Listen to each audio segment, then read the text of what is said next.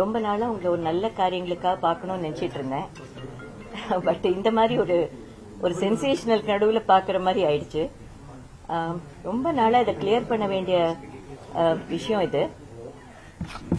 First of all இன்னைக்கு report பண்ணது எல்லாமே தவறாக இருந்தது. There is no warrant, there is no case of fraudulence, மோசடி, அந்த மாதிரி வார்த்தைகள் எல்லாம் யூஸ் பண்ணியிருக்காங்க.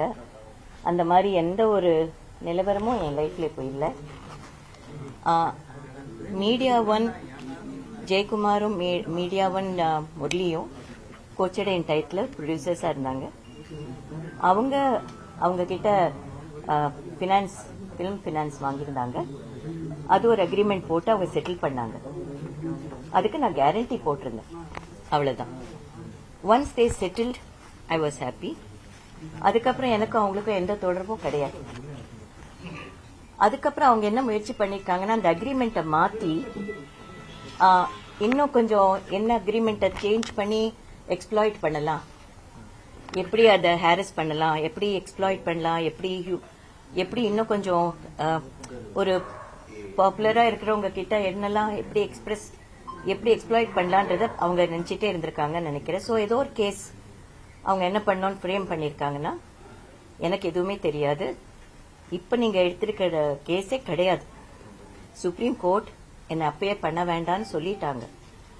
I must thank supreme court. அந்த கேஸை ஸ்டடி பண்ணி நான் கோர்ட்டில் அப்பியர் பண்ண வேணான்னு தான் சொல்லியிருந்தாங்க.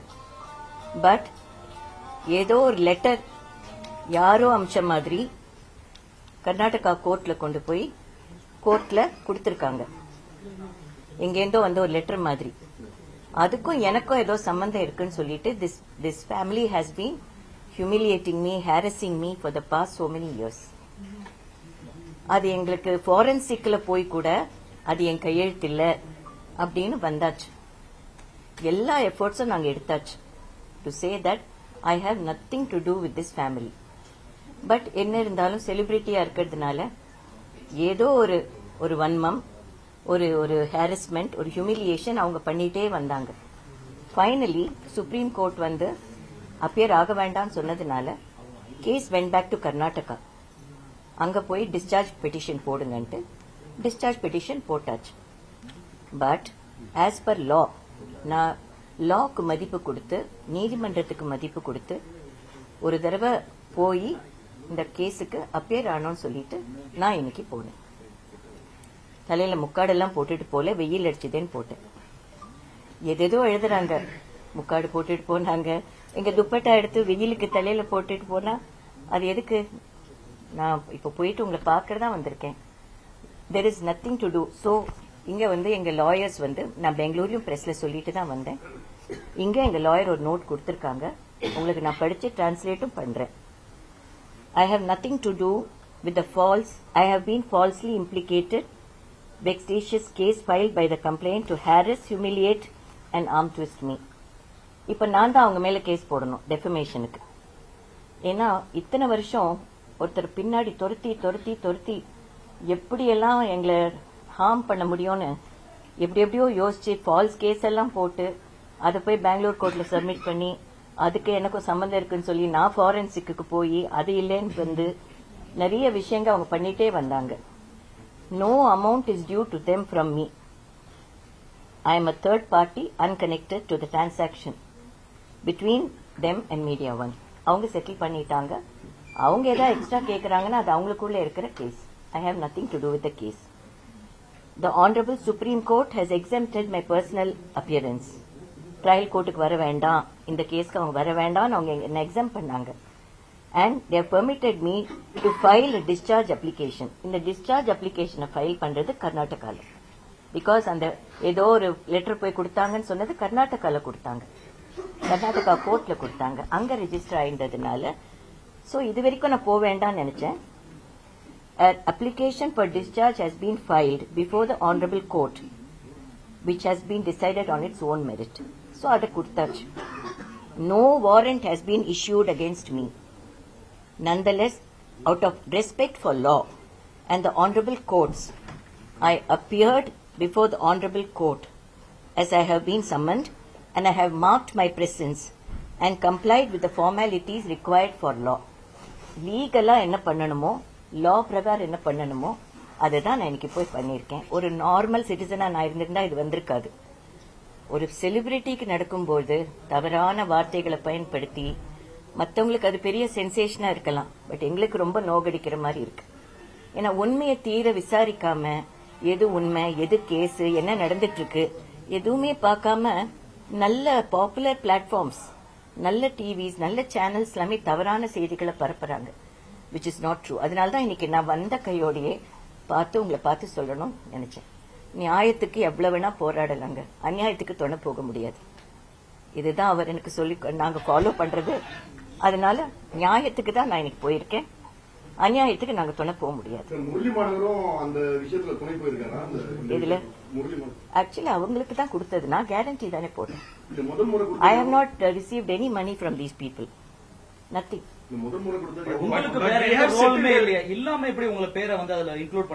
இப்ப உங்களுக்கு மேல ஒரு வன்மம் இருந்ததுன்னா, இப்ப சாதாரணமா நீங்க பாக்குறீங்க இல்லையா, ஒருத்தருக்கு வன்மம் இருந்தா என்ன பண்ணுவாங்க, ஏதோ ஒன்று பாதிக்கணும் அரெஸ்ட் பண்ணணும்னு ஆரம்பிச்சாங்கன்னா உங்களை பண்ண மாட்டாங்க, செலிபிரிட்டியும் பண்ணுவாங்க.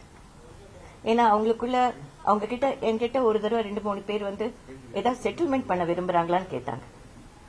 So there expecting something from me. நான் என்ன பண்றதுக்கு செட்டில்மெண்ட் கொடுக்கறது அவங்களுக்கு? எனக்கும் அவங்களுக்கும் இந்த இதை தவிர அவங்க தான் என்ன ஃப்ரேம் பண்ணாங்களே ஒழிய அவங்கள நாங்க எதுவும் பாதிக்கல. உங்கள்கிட்ட பணம் ஏதாவது கேட்டு ஏதாவது கன்வர்சேஷன் ஏதாவது போச்சா? என்கிட்ட டைரக்டா எதுவும் வரல, பட் இன்டைரக்டா வந்தாரு.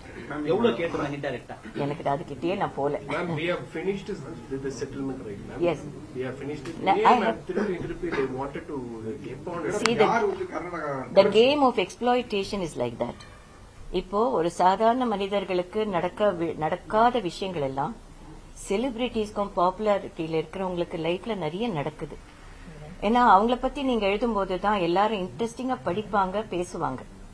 சோ அதுக்கு பயந்து நாங்க அவங்கள கூப்பிட்டு செட்டில்மெண்ட் ஏதாவது பண்றோமா, வாங்க பேசலாம் அப்படின்றதுக்கு கொண்டு வந்து விடுறதுக்கு தான். நியாயமா இருந்தா சாரும் நானும் என்ன வேணா பண்ணிருப்போம், அநியாயத்துக்கு துணை போக முடியாது.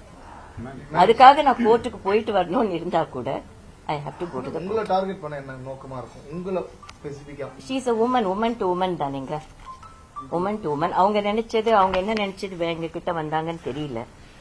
சி ஹியூமன் மைண்ட், அந்த ஹியூமன் மைண்டை நம்ம எப்படி ஸ்டடி பண்றது? We don't know. பட் நாங்க அவங்க கிட்ட எனக்கு அந்த பீரியட் தவிர எதுவும் சம்பந்தமே கிடையாது. இத்தனைக்கும் அவங்கள ஒரு தடவை பார்த்தது as a financier for Kochadaiiyaan guarantee போட்டதுனாலதான், வேற எதுக்காகவும் கிடையாது. ரஜினி சார் இந்த விஷயத்துல உங்களுக்கு என்ன அளவு சப்போர்ட் பண்ணாரு? ஹி இஸ் எக்ஸ்ட்ரீம்லி, அவருக்கு நியாயம் அப்படின்னு தெரிஞ்சா எதுக்கு வேணா சப்போர்ட் பண்ணுவார். அவருக்கு நியாயம் எதுன்னு தெரியும், இந்த விஷயத்துல அவருக்கு எல்லாமே தெரியும். அவர்கிட்ட சொல்லிட்டு தான் இப்ப உங்ககிட்டயே பேசுறேன். எந்த agreement? That is long over. அவங்க தான் செட்டில் பண்ணிட்டாங்களே. இப்போ உங்ககிட்ட நான் 4 ரூபாய்க்கு அக்ரிமெண்ட் போடுறாங்கன்னு வச்சுக்கோங்க சார், 4 ரூபாய் கொடுத்துட்டாங்க, இல்ல எனக்கு 10,000 அக்ரிமெண்ட்டுக்கு வேற மாதிரி கேட்டு யூ வாண்ட் 8 rupees. அது அவங்களுக்குள்ள இருக்கிற பிரச்சனை, அதுக்கு நான் போக முடியும். I can't get in to that. But நான் கேரண்டி கொடுத்ததெல்லாம் அவங்க கொடுத்துட்டாங்க. எதிர்பார்ப்பு இல்லாம தான் நீங்க வந்து கேரண்டில சைன் பண்ணீங்களா? ஆமா. there is no something. No, என்ன சம்திங்? இல்ல இப்போ வந்து ஒரு வருமானம் நமக்கு வரும், அந்த மாதிரி விஷயம் No, no. See, passion for what your child does. Kochadain is done by my daughter. ஒரு குழந்தை ஒரு எஃபர்ட் எடுத்து பண்ணும்பொழுது நான் I was involved in Kochadain because it was Soundarya's dream and passion and she was a animation artist. அந்த picture ஒரு pioneering எஃபர்ட்டா இது வரைக்கும் வேர்ல்டுல அதுதான் பயனியரிங் எஃபர்ட். இன்னி வரைக்கும் photo realistic motion capture picture இது வரைக்கும் உலகத்துல யாரும் எடுக்கல, 5 கேரக்டர்ஸோட. சோ அந்த பெருமை இருக்கு, அதுக்கு ஒரு ஹிஸ்டரி இருக்கு. அந்த மாதிரி ஒரு எஃபர்ட் பிலிம் இண்டஸ்ட்ரிக்கு பண்ணும்போது நம்ம முயற்சி எடுக்கணும்ன்றதுக்காக தான் ஐ ஸ்டுட் பை தட். உங்களுக்கு இதுல தொடர்பு எந்த அடிப்படையில் சொல்றீங்க? எந்த வித முகாந்திரம் இல்லாம உங்களுக்கு எதிராக எப்படி வாக்கு கொடுக்க முடியும்? உங்களுக்கு ஒரு நண்பருக்கும் பிரச்சனை வந்தா என்ன பண்ணுவீங்க? ஒரு நண்பருக்குள்ளேயே வந்தா என்ன பண்ணுவீங்க? ஒருத்தரை ஹார்ம் பண்ணோன்றது நம்ம புராணாலேருந்து எதுல எடுத்து பார்த்து ஒருத்தர் மேல ஒரு விகாரமா ஏதாவது பண்ணணும்னு முடிவு பண்ணிட்டா அந்த மனசை நிறுத்த முடியாது. அதுக்கு எதிராக நான் வந்து எவ்வளவோ குவைட்டா இருந்து பார்த்தேன். So finally today I decided as let us go discharge submit பண்ணிட்டு கோர்ட்டை மதிச்சு ஒரு தடவை அப்பியர் ஆனோம் அப்படின்னு ஒரு சம்மன்ஸ் இருந்தது. ஓகே லெட் மீ கோன்னு சொல்லிட்டு அதை முடிப்பு கட்டுறதுக்கு தான் இன்னைக்கு நான் போறேன். உங்க மேல எந்த அடுத்த கட்டமா என்ன செய்ய போறீங்க இப்போ இந்த வழக்குல? நான் அவங்க மேல டிஃபமேஷன் தான் போடணும். 2 பேர் மேடம். ஆமா, அவங்க மேல டிஃபமேஷனும் அவங்க மேல கேஸ் தான் போடணும். இனிமே என்ன ஹேரஸ் பண்ணியோ ஹியூமிலியேட் பண்ணியோ ஆள் விட்டு செட்டில்மெண்ட் கேட்டு இது மாதிரிலாம் பண்ணாங்கன்னா ஐ கேனாட். இன்னைக்கு கூட கேட்டாங்க கோர்ட்ல, ஏன் செட்டில்மெண்ட் பண்ணலாமே அப்படின்னு கோர்ட்ல கேட்டாங்க. சரி madam. I can't mention. It's a law, it's under jurisdiction. சாரும் சரி நீங்களும் சரி மணி தொடர்பான பிரச்சனை தான் ரொம்ப காலமா இந்த போயிட்டே இருக்கு. பிளஸ் வந்து இந்த ஸ்கூல் மேட்டரா இருக்கட்டும், அதுக்கப்புறம் எதுவுமே உண்மை யாருக்கும் தெரியாதுங்க. நீங்க உங்க வீட்டுக்குள்ள நடக்கிற விஷயம், உங்க குடும்பத்துக்குள்ள நடக்கிற விஷயம் பக்கத்து வீட்டுக்கு கூட தெரியாது இல்லையா? அது தெரிய நீங்க அவங்க வந்து உங்களை கேட்டாலும் நீங்க என்ன அது ஒண்ணு இல்லைன்னு தான் சொல்ல போறீங்க. குடும்பத்துக்குள்ள நடக்கிற விஷயம், மனுஷங்களுக்குள்ள நடக்கிற விஷயம் தீர பக்கத்துல இருந்து பார்த்தாதான் உண்மை என்னன்னு தெரியும். இப்போ கிண்டி ஸ்கூல்ல என்ன நடந்தது, அவங்க ஃபேமிலி எங்க என்ன பண்ணாங்க, ஸ்கூலுக்கு எவ்வளவு ஹேரஸ் பண்ணாங்க, எல்லாமே நான் உங்ககிட்ட தெளிவா சொல்லவே இல்லையே. இன்னைக்கும் நான் வந்து சொன்னது இல்லையே. நாங்க டிக்னிஃபைடா வெளியில வந்துட்டோம், அவ்வளவுதான். இந்த கேஸால நீங்க மனதளவுல பாதிக்கப்பட்டீங்களா? நீங்க பாதிக்கப்பட்டது ரஜினி சாருக்கு எந்த அளவுக்கு பாதிப்பு உண்டு பண்ணுச்சு? உங்க வீட்டுல உங்களுக்கு பாதிச்சா உங்க அம்மாக்கு எப்படி இருக்கும், உங்க அப்பாக்கு எப்படி இருக்கும், குடும்பத்துக்கு எப்படி இருக்கும்? டெஃபினட்டா இன்னைக்கு ஃபுல்லா என் சில்ட்ரன் வெர் ரியலி கன்சர்ன்ட். ஏன்னா எதுக்கு இந்த 10 இயர்ஸா இந்த லேடி வந்து அம்மாவை இப்படி பண்ணிட்டே இருக்காங்களே. ஒரு தடவை மீடியாவுக்கு போகணுன்றதுதான், வேற எதுவும் இல்லை. இப்படி நீ மீடியாவுக்கு போயிட்டா எங்களை கேட்கலாம் இல்லையா, என்ன செட்டில்மெண்ட்டுக்கு வரீங்க, நாங்க பயந்துன்னு சொல்லணும் இல்லையா. இந்த செட்டில்மெண்ட் ஒன்னும் எழுதாது, ஒண்ணுமே இல்லாதப்ப என்ன செட்டில்மெண்ட் பண்றது? சோ வை ஷுட் ஐ வரி? பயமே கிடையாது. சாமானியர்கள் பலரும் வந்து பல ஜாமீன் கையெழுத்து போடுறாங்க. பொதுவா மக்களுக்கு என்ன சொல்ல விரும்புறீங்க இது மூலமா?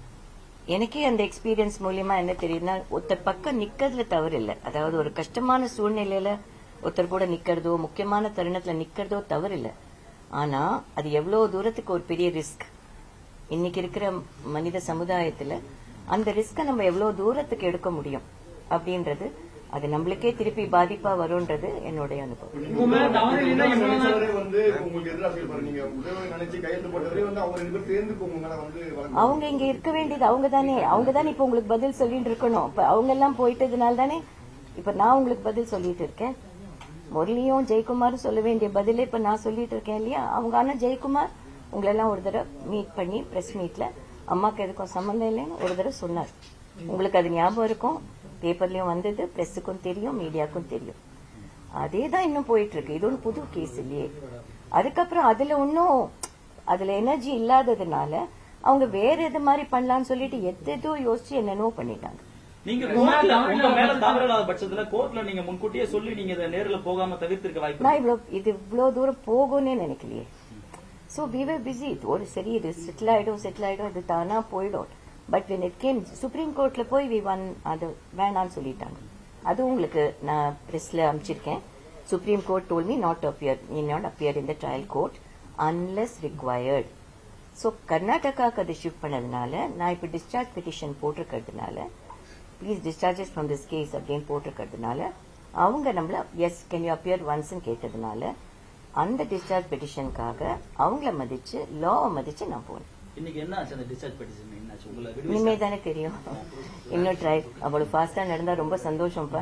மேடம், உங்க டாக்டரோட கனவு படம்னு சொல்றீங்க, பேசாம நீங்களே தயாரிப்பாளரா அந்த மாதிரி கொடுத்து இது பண்ணிருக்கீங்க சார். அப்ப இல்ல நோ யூ ஷுட் அண்டர்ஸ்டாண்ட். 2010-11 நாங்க எப்படிப்பட்ட சூழ்நிலையில நான் சாரோட ராமச்சந்திராவுக்கு போனேன், அதுக்கப்புறம் யூஎஸ் போனோம், அதுக்கப்புறம் எப்படி இருந்தோம் உங்க எல்லாருக்கும் தெரியும். அந்த பீரியட் எல்லார் குடும்பத்திலயும் சிச்சுவேஷன்ஸ் அப் அண்ட் டவுன் வரும் இல்லையா. உங்களை மாதிரி தான் நாங்களும், எல்லா குடும்பத்திலயும் நடக்கிற விஷயங்க தான். அந்த மாதிரி இருக்கிற சூழ்நிலையில எங்களுக்கு அது மாதிரி தோணாது. எப்படி தோணும்? சார் நல்லா இருக்கணும் தான் தோணும், எல்லாரும் நல்லபடி நடக்கணும் தான் தோணும். சோ எப்படி let us move forward, she is making an effort, நல்லபடி நடக்கட்டும் அப்படின்ற நம்பிக்கையில எல்லாரும் படத்துக்கு பூஜை போடும் போதும் ஒரு படம் எடுக்கும் போதும் அந்த எண்ணத்துல தானே ஆரம்பிக்கிறாங்க. எல்லாம் நல்லா இருக்கணும்னு நினைச்சுதானே ஆரம்பிக்கிறாங்க. whether you produce it or somebody produces, picture should come, everything should come well. அதானே இப்ப, nothing else. அடுத்தவங்க நீங்க பொலிட்டிக்கலி நீங்க பொலிட்டிக்கலா வெளியே வரணும், நிறைய விஷயங்களை பண்ணணும் அப்படிங்கிற ஒரு எண்ணத்திலயும் இதெல்லாம் பொலிட்டிசைஸ் பண்ணிட்டு இருக்காங்க அப்படின்னு சொல்லப்படுதுங்க. எப்படி பாருங்க இதெல்லாம் நீங்க பொலிட்டிக்கலா இப்ப வந்து சார் பொலிட்டிக்கலா வராம இருக்கிறதுனால நீங்க பொலிட்டிக்கலா பேக்கப் வரதுக்காக இதெல்லாம் பொலிட்டிசைஸ் பண்ணப்படுது. எந்த பேக்கப்ல வந்தா நேரம் உங்ககிட்ட சொல்ல போறோம். Why should I come from the back side? I know you all for years. நான் எதுக்கு உங்களுக்கு பேக் சைடு வழக்குகளை பத்தினா எப்படி யோசிக்கிறீங்க? நீதிமன்றத்தோட செயல்பாடுகள் இல்லைங்க. லா ரொம்ப ரொம்ப கஷ்டமான ஒரு இதுவா இருக்கு. லா இருக்கானே தெரியல, ஜூரிஸ்டிக்ஷன் இருக்கான்னு தெரியல, ஜனங்களுக்கு நியாயம் கிடைக்குமான்னு தெரியல. இந்த சூழ்நிலை இத்தனை 10 வருஷம் பார்த்துட்டு இருக்கேன். நான் பழகிற லாயர்ஸும் சரி, அட்வொகேட்ஸும் சரி, இதாங்க லா, வேற ஒன்றும் பண்ண முடியாதுங்க, இப்படிதாங்கன்றாங்க. ரொம்ப கஷ்டமா இருக்கு. நம்மள எங்களை மாதிரி இப்படி இருக்கிற சிச்சுவேஷன்ல இருக்கிறவங்களுக்கே இவ்வளவு போராட்டமா இருக்குன்னா காமன் பீப்புள் எப்படி இருக்கும் யோசிச்சு பாருங்க. வாட் வில் லா? இன்னைக்கு நாங்க போறப்போ அத்தனை காமன் பீப்புள் பார்த்தப்போ என்னை பத்தி நினைக்கல, அங்க இருக்கிறவங்களை பத்தி தான் நான் யோசிச்சுட்டு வந்தேன். இவங்களுக்கெல்லாம் என்னைக்கு நீதி கிடைக்க போகுது, எப்போ கிடைக்க போகுது, எல்லாமே ஒரு மெக்கானிக்கலா இருக்குங்க. Everything is mechanical. I wish truth prevails. உண்மை நீடிக்கணும். இந்த அடிக்கடி எழக்கூடிய சர்ச்சைகள், இந்த வழக்குகள், இது தொடர்பா இதுவும் ஒரு காரணம். சார் வந்து அரசியலுக்கு வராததுக்கு இதுவும் ஒரு காரணமா இருக்கும். அது நீங்க அசியூம் பண்ணிக்கிறது. இல்ல இதுவும் ஒரு காரணமா? இல்லையே, அந்த மாதிரி எந்த காரணமும் கிடையாது. அதை சர்ச்சையாக்குறது மீடியா தானே. இப்ப நான் ஒரு நார்மல் சிட்டிசன் லதாவா இருந்தா என்ன பண்ணிருப்பீங்க? இது இவ்வளவு பேர் உட்கார்ந்துருப்பீங்களா? லதா ரஜினிகாந்தா இருக்கிறதுனால தானே உட்கார்ந்துருக்கீங்க. அந்த பின்னாடி இருக்கிற பேர்னால தானே உட்கார்ந்துருக்கீங்க. ரஜினி சார் அரசியலுக்கு வராததை பத்தி உங்களோட பார்வை என்ன? ரொம்ப வருத்தம். பிகாஸ் நான் ஒரு லீடரா தான் பார்த்தேன். Is a very good leader. But அந்த வருத்தம் தான். பட் அதுக்கு ஜெனுவின் ரீசன்ஸ் இருந்தது, அதை மதிக்கணும். அது அவரோட ரஜினி சார் வந்திருந்தா எப்படி இருந்திருக்கும் இன்னைக்கு அரசியல் நிலவரம்? அதை நான் எப்படி சொல்ல முடியும்? Already there's a government running. நான் சொல்லக்கூடாது. நிறைய பேருடைய எக்ஸ்பெக்டேஷன் மேம், இது வந்து தமிழ்நாட்டுல இன்னைக்கு நேற்று இல்ல, 80s இருந்து 70s இருந்து ரஜினிகாந்த் சார் வருவாங்களா, எப்படி வந்து இந்த ஸ்ட்ரக்சர் எப்படி மாறும்னு சொல்லிட்டு நிறைய பேர் ரொம்ப எதிர்பார்ப்போடு ரஜினிகாந்த் வரணும், அவர் வந்தா வந்து இது எஃபெக்டிவா இருக்கும் அப்படிங்கிற மாதிரி சொல்லிட்டு. இப்பவும் அவரால் முடிஞ்சதை தமிழ்நாட்டுக்கு எப்போ நல்லது செஞ்சுட்டே தான் இருப்பாரு. இந்த விவகாரத்துல ஏதாவது சமரசம் பேசப்பட்டுச்சு? அந்த பினான்ஸ் சம்பந்தமான யார் யாரோ நடுவில் பேசினாங்க. இப்போ ஒரு பாப்புலர் பீப்புள் கிட்ட போறதுக்கு ஒரு லேண்ட் வாங்க போனீங்கன்னா 10 ஏஜென்ட் இருக்காங்க. ஒரு லேண்ட் வாங்க போனா கூட 10 ஏஜென்ட் இருக்காங்க, ஆளுக்கு 1000 ரூபாய் பங்கு போடுறதுக்கு. இந்த மாதிரி ஒரு இடத்துல ஒரு பாப்புலர் செலிபிரிட்டியை போய் ட்ரபிள் பண்ணி டீல் பேசணும்னா அதுக்கு எவ்வளவு பேர் இருப்பாங்கன்னு